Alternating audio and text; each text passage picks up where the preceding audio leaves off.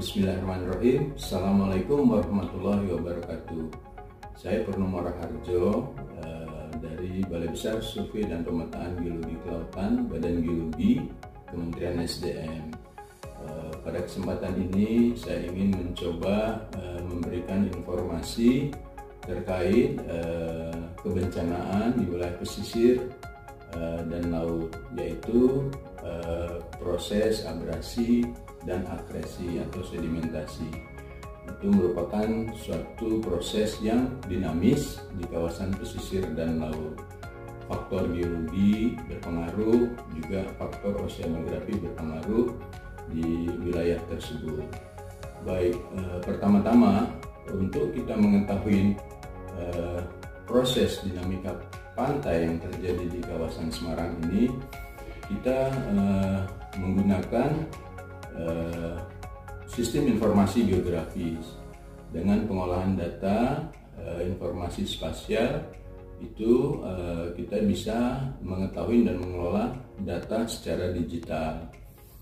Kemudian data yang kita gunakan untuk mengetahui proses perubahan garis pantai atau dinamika pantai yang terjadi di Semarang, yaitu data mulai dari tahun 2003, kemudian 2013, kemudian 2023, menggunakan data citra Google Earth Pro dan data citra satelit Landsat.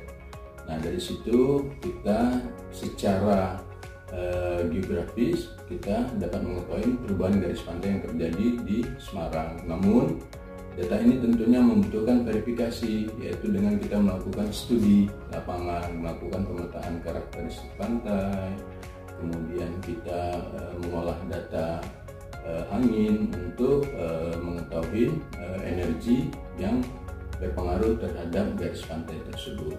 Nah, dari data-data tersebut dan hasil studi di lapangan, kita dapat ketahui bahwa di Semarang itu terdapat 4 kecamatan, ya, yaitu pertama Kecamatan Tugu itu mengalami abrasi sebesar 1.585,3 hektar, sedangkan akrasi yang terjadi di Kecamatan Tugu ini adalah 95,96 hektar.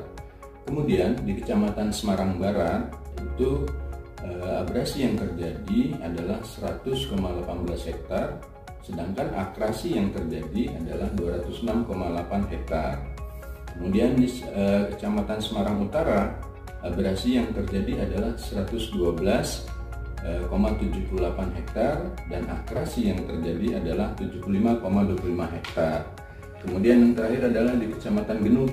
Nah, Kecamatan Genuk itu dapat diketahui bahwa abrasi yang terjadi adalah 315,87 hektar, sedangkan akrasi yang terjadi adalah 29,5 hektar.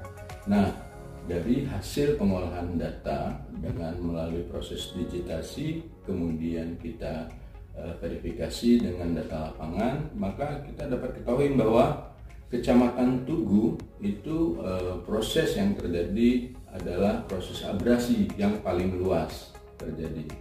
Kemudian untuk proses akresi yang terjadi terbesar adalah di Kecamatan Semarang Barat. Ini mungkin sebagai pengantar untuk kita coba melihat kondisi visual dari hasil pemetaan menggunakan drone di Kecamatan Semarang. Demikian mungkin kita dapat menyaksikan fenomena yang terjadi akibat abrasi dan akrasi melalui video yang akan ditayangkan ini. Dinamika pantai ini merupakan bagian juga dari studi kita untuk mengetahui kebencanaan geologi di wilayah pesisir dan laut. Ini adalah video yang memperlihatkan perjalanan kami pada saat melakukan pemetaan karakteristik pantai di wilayah Semarang. Ini perjalanan di Kecamatan Tugu, yaitu Desa Mangkang Wetan dan Pantai Mangunharjo. Di sini kita lihat bahwa daerah ini adalah daerah yang paling besar sebelumnya terjadi abrasi. Namun sekarang sudah dilakukan penghijauan atau penanaman mangrove yang berfungsi sebagai sedimen trap atau penangkap sedimen.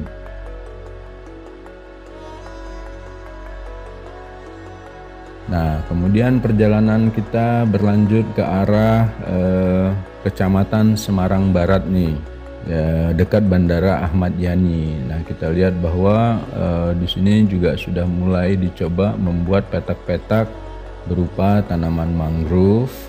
Ini tentunya bertujuan untuk mengurangi proses abrasi yang terjadi di Kecamatan Semarang Barat.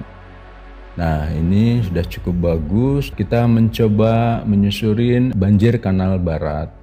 Nah, di sini kita lihat bahwa banjir Kanal Barat ini ternyata sudah sedimentasi cukup tinggi, ya. Jadi baik itu yang berasal dari daratan hulu maupun sedimen yang berasal dari laut.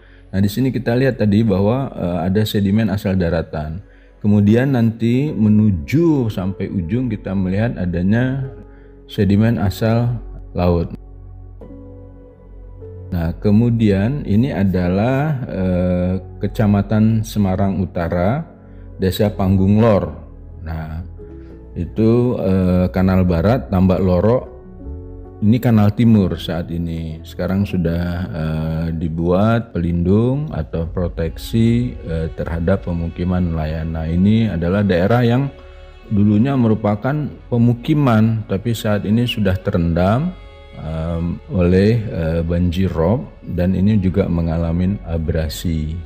Nah, kemudian pemukiman nelayan yang berada di sini sudah direlokasi seperti kita lihat tadi bahwa ada pemukiman nelayan yang sudah dibuatkan benteng atau proteksi untuk mencegah abrasi yang masuk ke kampung. Nah, ini kerusakan yang terjadi adalah satu proses sedimentasi dan juga mulai adanya reklamasi, juga sedimentasi yang berasal dari lautan. Terima kasih, itu yang mungkin dapat kami sampaikan. Assalamualaikum warahmatullahi wabarakatuh.